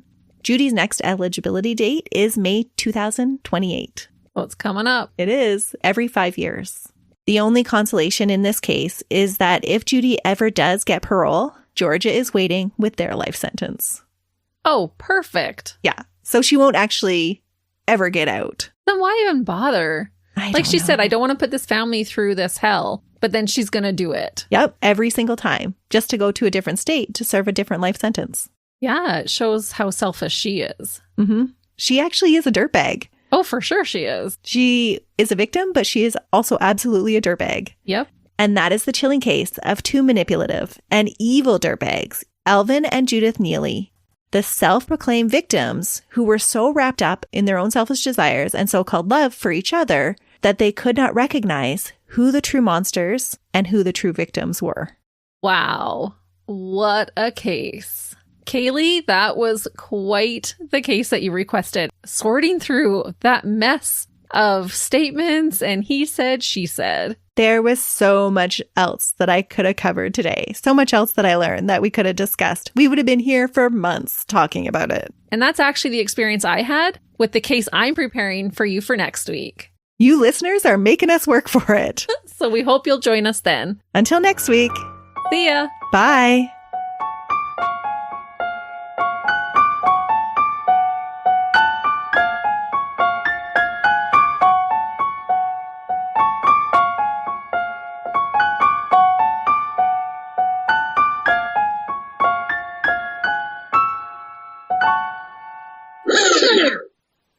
Hey, listeners, we're going to test this baby out. She better be working. My phone is going off, people. She's so popular. Popular with me, baby. Mm-hmm. And I would have peed my pants. I'm sorry. Because you know what they say. No, Christy, I don't know what they say. I'm not saying it on here, but I'm sure everyone does know what I'm thinking. Go away, people. Just want to say this case, okay? Just give her a win. She needs a win. So shut the heck up. It was then that Juicy. Juicy. She was a little juicy. Yeah. Okay. This is terrible. Oh, it just gets worse. Oh, I hate him already. Soon you're going to hate her. With stolen money from Crash. Crappy crash registers. Yeah. She's probably way more athletic. Athletic. Yeah. The infants, April and Jeremy. Jeremy. He's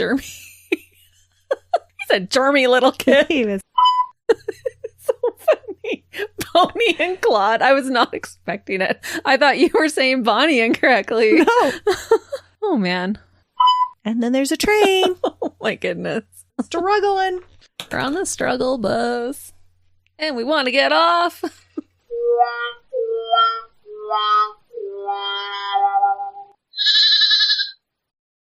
Another Sound Off Media Company podcast.